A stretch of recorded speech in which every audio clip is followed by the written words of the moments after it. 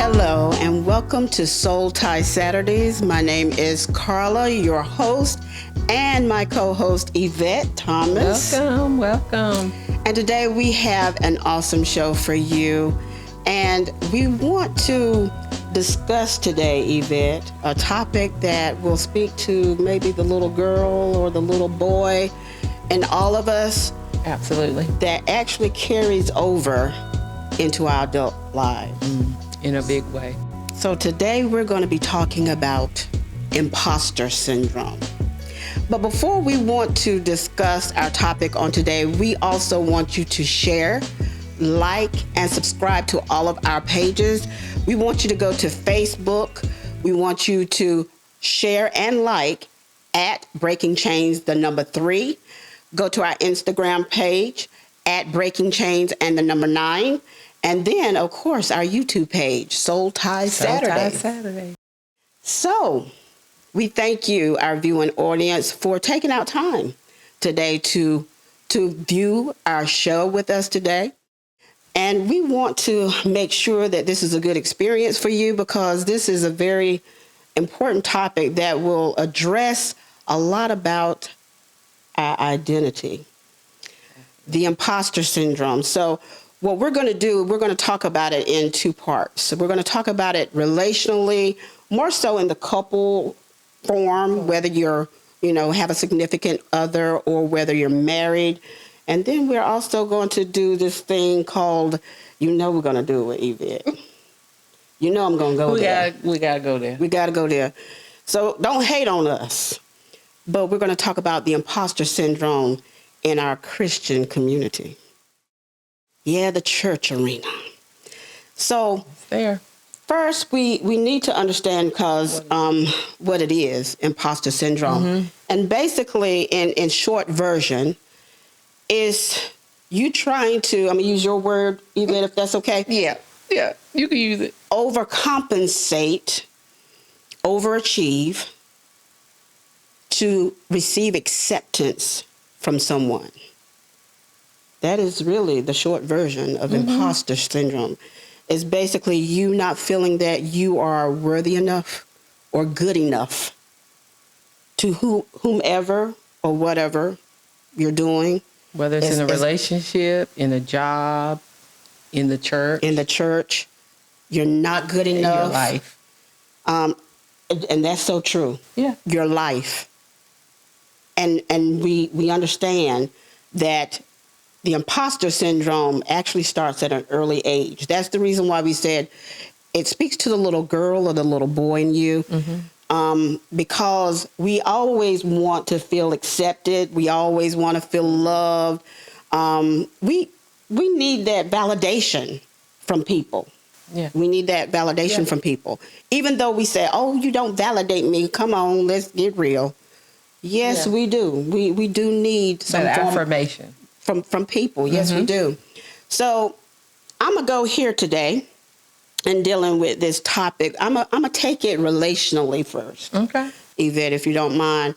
And I'm going to go here as far as when I say it starts at a young age. It starts maybe in a family. You have more than one sibling, your parents. Parents will always love all their children. At least we hope they love all their children. But sometimes, just sometimes, you might feel like one child might have, more attention than the other children.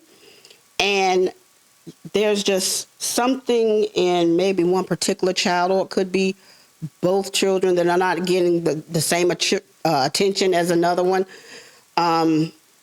They feel like they need to do more to get their parents' attention. They need to achieve more. They just to feel accepted or even loved, or just to be seen. It is about being seen. Yeah.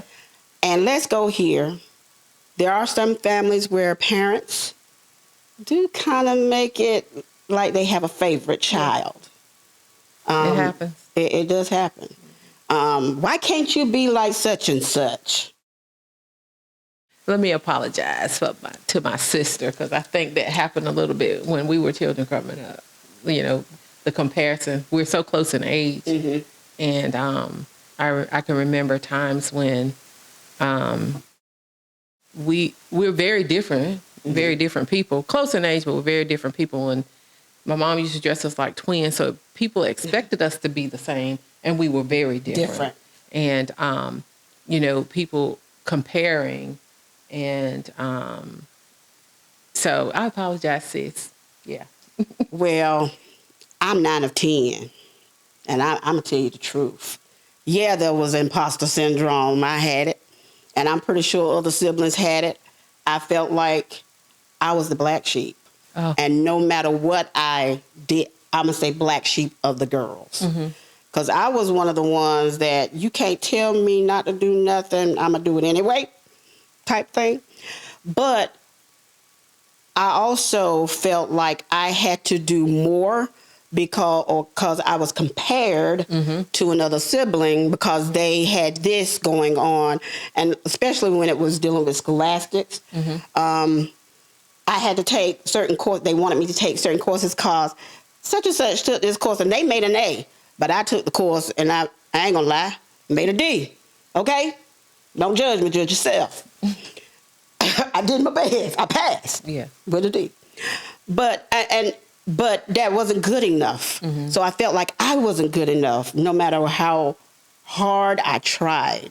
And it took me even to my adult years, because I felt like because I was not accepted or did not do enough to be as good as my other sibling or siblings, because I wasn't a valedictorian. I wasn't salutatorian. I made good grades. I'm gonna tell you the topic, the subject that I made. It was trigonometry. I don't even use it today. I don't use that. It was hard. Who does? Except the scientists and stuff like that. I better know how to say it. But anyway. But I'm just saying that was just one example, and it does go into your adulthood as far as how other people accept you, especially in a relationship. And I'm gonna say with husbands and wives, not feeling like, and they might not even feel this way about you. You might feel like they don't love you enough, and you're trying to do all this to please them, and they're like, I do love you, just because they don't say I love you all the time. They love you, but you want them to constantly tell you, I love you, I love you, I love you. And it's like, I love you, but you don't feel like you're loved. So it's really an identity crisis that you're having with yourself. But sometimes people do make you feel like you're That's true. less than, and that imposter comes out of you. You're trying to be better. You're trying to overachieve on a job to get that promotion, and you get that promotion or whatever, and you're still not happy. Well, and then you get the promotion, but you're not able to receive it and be joyful because you have anxiety because you feel like you don't deserve it, or you're not good enough, or and one of the things in reading about the imposter syndrome, you just feel like you're going to be found out to be a fake, fraud. a fraud. Yeah. But you've done everything to accomplish the promotion or whatever it is that you've accomplished, but you can't receive the fact that you did it. You always feel like you're not where you're supposed to be, or you're just a fraud. Or compare yourself. Well, such and such got there faster than me. Right. And that is, and believe it or not, because when we think about imposter syndrome, I'm gonna tell you what I was thinking. I was thinking somebody else. Yeah. Coming at me. Yeah. But exactly. It's really you. It's an internal thing. It's really you being your own imposter. And going back to relationship as far as the couples, we were talking, when we were discussing the imposter syndrome, we were talking about now recent studies have shown about that marginalization has come into the imposter syndrome. And what that is basically, especially in the couple arena or marriage, that it's making the other person feel less than, that nothing they can do is up to your standards. That's horrible. They'll never measure up, and you're trying to tell them that no, this is not how I want it. This is how you need to be, and that causes not just anxiety, but it makes somebody withdraw, pull away. End up, because you're not appreciating them for who they are. You're going to end up doing that type of discrimination against your significant other or your spouse. You're going to end up losing them. I mean, that can explain sometimes, in some instances, why the divorce rate is so high. Because you become disillusioned in both parties, depending on, whoever is dealing with it can become disillusioned. And so that opens so many doors for other things to happen. And we know what that can lead to infidelity, because you don't feel appreciated in your marriage. You don't feel seen. You don't feel heard. Nothing is good enough. And that type of phenomena can, not excusing it, but it can explain some of the reasons why people end up going in a direction that's, and doesn't benefit the marriage. Let's get real here. If you don't stroke your significant other and you don't appreciate who they are, and somebody else does it, it's going to be bye-bye. Goodbye, Felicia. I think that's what it is. And getting to that, that right there, a conversation that I had with a young lady this morning about in being in a relationship.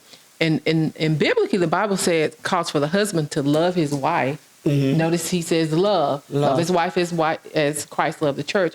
But it says for the wife to respect her husband. And that's something that, we're different. Women need love and affection and attention.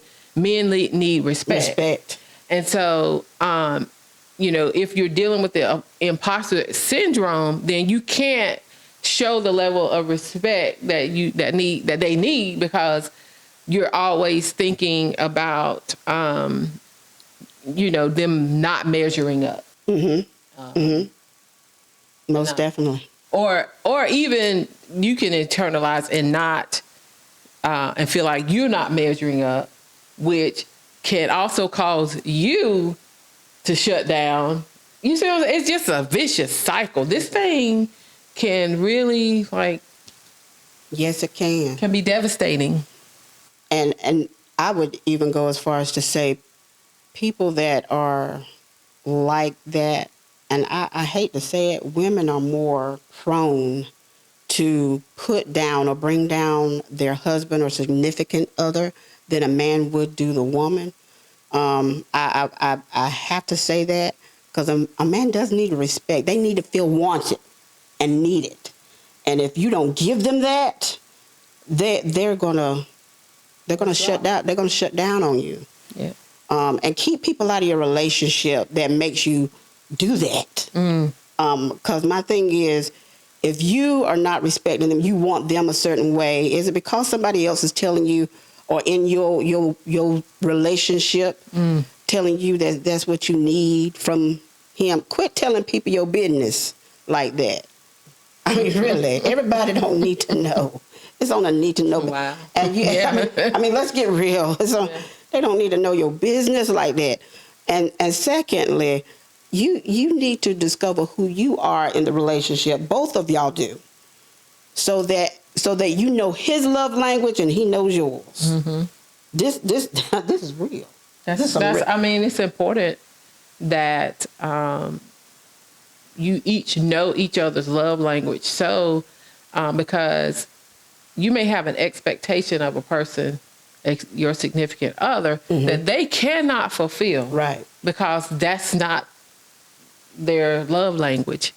And that's, they're feeling like they can be expressing love the way that they express love, the way, and it's about the way they were raised. Their background or whatever. They're expressing love the only way they know how. But your expectation is you've been reared a different way, and you experience love in a different way. So your expectation is for them to show it in a way that they're not able to do it, or they don't realize. When you don't know, you don't know. You don't know. And so that's where communication comes in. Communication is key because you have to be able to communicate that. Definitely. And to each other. But that requires you to be, emotionally aware of, that to be able to communicate it. And you need to identify why you have this imposter syndrome coming up in your present. Because it had to come from somewhere. Yeah. And which brings me to the point. We're going to move this. Ooh, yeah, this is going to be tough on some people because we don't like to talk about imposter syndrome in our churches. And I got notes. I dare say that happens a lot. And it still goes back to how people were raised in the family and all that. It goes back somewhere. Mm-hmm. But it is in the churches. It is in our Christian community. And it needs to be addressed as far as even... I'm going to let Yvette take this one. Go ahead, Yvette, because I'll rattle and keep going. Go ahead, Yvette, with this. All right, going back to... the definition of the imposter syndrome. I'm going to read it verbatim so that I can pull out some of the things that it says in here. Mm-hmm. Go ahead. The imposter syndrome is a condition of feeling anxious and not experiencing success internally despite high performing in external and objective ways. Meaning that on the outside, you look like you got it going on. Masking. You got it going on, and it looks good to everybody, but on the inside, you really don't. You feel like a fraud. You feel like a phony.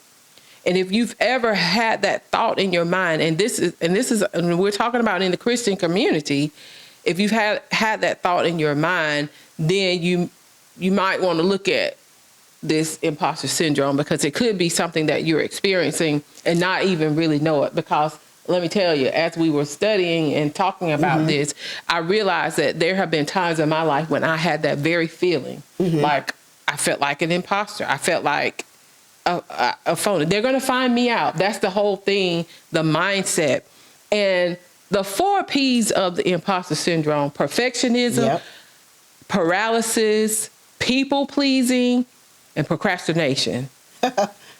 Man, let me tell you.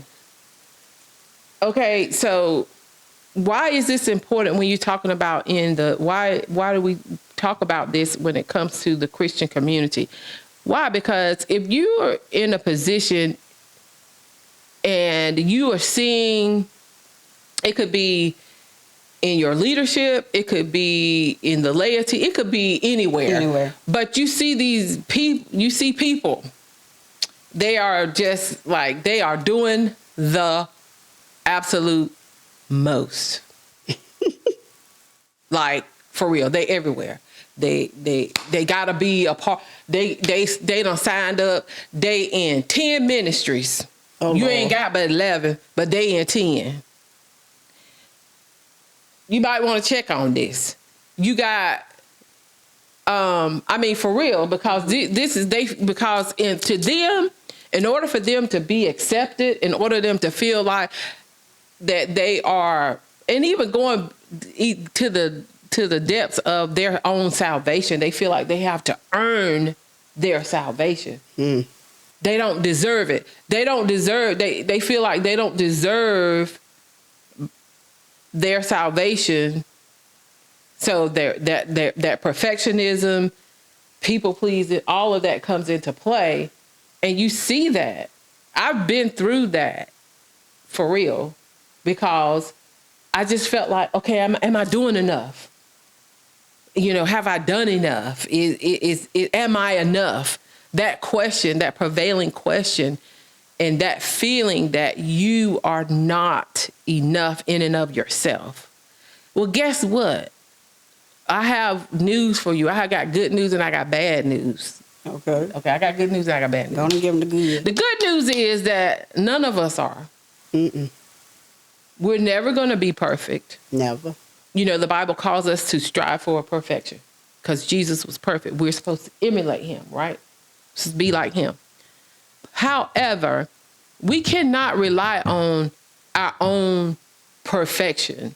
We have to rely on the perfection of Jesus Christ, right?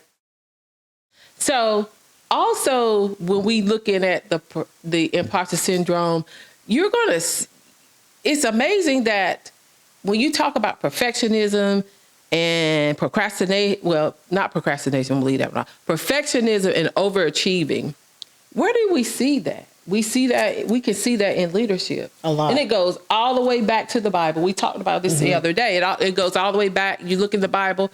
The first example of the imposter syndrome, we're going to see it in Moses. Moses he was the biggest one. Why? Because God called Moses, and Moses had every excuse in the Bible as to why he could not go and do what God called him to do. I can't talk. I can't talk. And this is a man. If for those of you, we don't want to assume that you know about Moses, okay. But this is a man that, yes, during the time that Pharaoh, this particular Pharaoh did not know Joseph, and that's another story for another time. But anyway, he was a mean Pharaoh, and he was trying to find this deliverer that the Israelites was talking about. So he had all the little boy babies killed.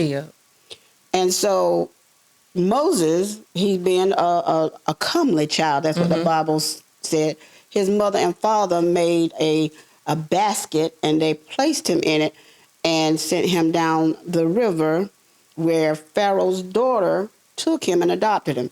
Okay, now we say that because Pharaoh's daughter, she's a palace, she's a princess, okay? And so meaning Moses grew up royalty. He had the best of the best of the best. He had the best of education. He had the best of everything. But when it come time for him to be with his people, or there's something in between, but he actually ran because he killed somebody. He recognized who he was, but he ran because he killed somebody. And then when God called him on the backside of that desert at the mount, he said, look, I can't do this. I can't do it. Can't you see I stutter? I can't talk. But you grew up in the palace. You had the best educators. But all of a sudden, now you can't talk. But ain't that what we do, though? Right. We do it. Which probably, we don't know the whole story of him being in the palace. So we can make up a whole lot of things, saying, he could have probably been comparing himself to somebody and trying to overachieve in Pharaoh's eyes. We don't know where all that came, but he had the biggest imposter syndrome, and there are others in the Bible. I particularly, because I just recently finished studying the book, in Samuel, when God called Saul to be king, when Samuel went to him and told him that God was going to make him king, his first response, now mind you, he was a Benjamite. Am I saying that right? But it says his father, even though they were a smaller tribe, it said that his father was a mighty man. And that Saul stood shoulders above everybody else. He was tall. And I can imagine tall and handsome. But his first response was, me? Why are you talking to me like that? We the weakest. We the weakest. We're the smallest and the weakest tribe. Why are you coming to me? And of course, we know that it later changed for him. But I believe that, with the imposter syndrome, one of the things that I see without them saying it is that the focus is not so much on God. It's on them. It's on yourself. It's not, you're putting focus on your own strength, your own ability, more so than thinking about God. But and isn't what that what happens today? You. This is what happens with a lot of leaders today. they probably go in with the best of intentions. Yeah. They really do. Yeah. But because of what they see and all that, they make it about them and how they can appeal and please people. And not appease and please God. Yeah. When we start pleasing people, it's not going to be a good thing because the people are not going to get what they need from God. From God. And you're not either. True. That is so true. I mean, for real. The people will not get what they need from God because what they're getting is you. And you doing it in the name of God. But they're getting you. And I believe also when you're dealing with the imposter syndrome, because there's a lot of fear and anxiety involved in that. Number one, we know that God does not give us a spirit of fear. Right. So if there's fear and anxiety involved because, again, you're focusing on your own personal yourself and not putting the focus on God. So with that being said, I believe that a lot of times that ultimately can lead to disobedience because you're not trusting God. You're putting your trust in yourself and what you see in other people pleasing. So instead of putting the focus on God and being obedient to him, because now, mind you, like Moses, you got an excuse. I can't do what God has called me to do because I'm not good enough, or I can't talk well enough, or I don't have the degree, or I didn't go to school, or they haven't ordained me, or they haven't recognized me. But yet God is... You stepping on my toes. You stepping on my toes. Yet God is saying, no, I called you. I called you. You know? And that, then you in disobedience at that point. Because if you're not doing what God said, you're in disobedience. Or you're not doing what God said because you're afraid that people not going to be pleased. Going back to the people. Because, okay, God is saying doing this, but the people saying doing that. Do this. What you gonna do? You gonna do what God said, or you gonna do what the people said? And didn't that happen with Saul? That's he was supposed to kill everything on that first round, and he ended up saving all the good sheep and the good disobedient cows and everything. And then when Samuel came, he said, "What is the bleating I hear of what? What is going on? What's going on? Ain't you supposed to kill everything?" That was the word. And again. It's a matter of focus. It's a matter of focus. And we talked about this, and you said this scripture. God said, be ye transformed by the renewing of your mind. That's how you combat the imposter syndrome. First of all, you have to be able to recognize it in yourself when it is something that you're experiencing. Because I believe that if you can recognize it, then you could ask for help from the Lord or help from your leadership. I would say in the whole arena of imposter syndrome, from relationship and in the Christian community, you first of all, let's take a breather. Take a breather. There you go. You need to reflect. Come on, let's get some. Matter of fact, take a breather right now. Some of you probably need a breath because you've been holding it so long. Breathe. Yeah. Take a breather. Exhale. Recognize where you at, because again, this is an identity crisis. It's how you really feel about yourself. Sometimes people might not even think that about you. They probably have a certain feel about you because you've already gave them that appearance. Quit masking yourself to please people. And we do that. Give them you, the real you. Be authentic. Whatever you're doing. The Bible says, whatever you do it as unto the Lord. That means be authentic in what you're doing.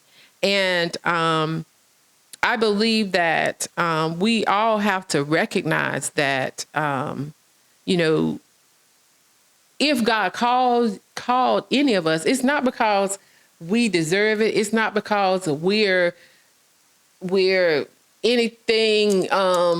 I don't even know what the word is that I'm trying to get to, it's not about us.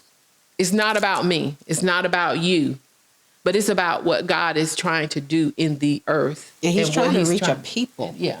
He's trying to reach. He uses you so you can reach people. Yeah. Yeah. It's for kingdom. And get out of yourself. You're not that important. Yeah. I mean, for real. I mean, yes, we are valuable. Value you, but don't put yourself to a point that you are stressing over something that's not necessarily to be stressed over. Yeah. And when I say take a breather, you need, after you breathe, recognize, and this is all together. Recognize where you are with yourself. Stay true to you. And then communicate. If you know something is going on with you, even now, back in our day, we couldn't communicate it like that. Mama, why you always telling me to be like so-and-so? Come on. We couldn't say that, get slapped in the mouth.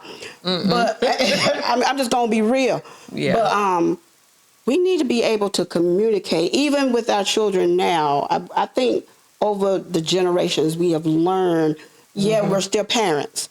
And we got to do what we have to do with our children. But you need to recognize your children. Your children are different people. They're not the same. Don't treat them the same. And you have to listen to them to know where they are, so That's you know how to nurture them as a parent. So good. And as far as adults, okay, communicate it with your spouse or your significant other, or even in the church. If your church has an open door policy, if they have a way that you feel comfortable. I know there's certain people that have like certain leaders over them. Yeah.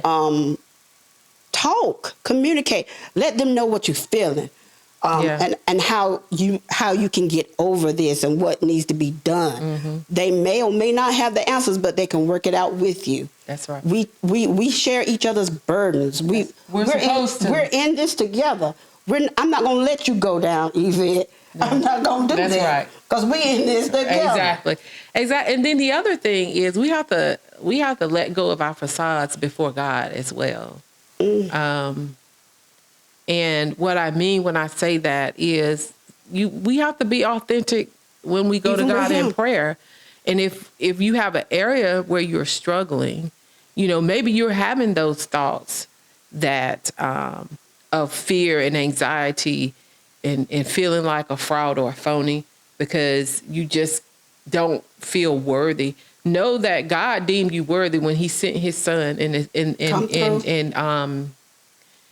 but again, knowing that God does not give us a spirit of fear, and he tells us to be anxious for nothing. So if you have constant anxiety and constant fear, then that's something that has to be addressed. And let's break this thing down when we're talking about fear and anxiety. We are human. We're going to have some points of being fearful. But when we're talking about spirit of fear and constant anxiety, we're talking about something that's controlling you. Yeah. And you're in a place of darkness all the time. Let's get real with it. That's true. You can't come out. You can't. And when you're dealing with imposter syndrome, if this thing is bothering you, irking you, you need help. If nothing else is working, get spiritual, and I say get professional help. Professional help. Yes, you can. Get some professional help. I did. Lord knows I did. I did. Lord. They out there. Yeah. I mean, you might need a third party to come in and talk to you and help you get over some things. But that is how we deal with this, because imposter syndrome has other things that attach itself to it. She already told you: fear, anxiety, depression, oppression, suppression. When you get into all of that attaches itself. I don't know why I'm so sad or depressed all the time. Maybe it's an identity thing that you're trying to be something that you're really not because you didn't feel like you could be who you are. Who you are. That's good. But this is a good topic. It's a great topic. I think, again, like I told you before, when we first talked about it, I really thought it was something else. And then when I really began to study on it and research, it really identified an experience that I've had. And like I said, I had to get professional help. And what I learned from that, though, was I didn't realize how much anxiety I had until I didn't have it anymore. Cause I was in the grip. It was really bad. You don't want to get to a place, whether it be imposter syndrome, fear, anxiety, whatever it is, that you cannot function. And that's the reason Paralysis. why we bring these topics to you. We want to help you in your daily life, because if we've dealt with it, we know you deal with it. Yeah. And it also affects how we deal with other people, relationally. And that is the reason why we talk on these topics. And we thank you so much today for joining us. Remember, we love you. Do not compare yourself to anybody. It is not wise to compare. It is not. So make sure that you love on you and that you take care of you. And you don't have to be anything but yourself. Don't be anything for anybody what they want you to be. Be who you're supposed to be and love who you are. Remember, we are breaking chains to restore lives. We love you.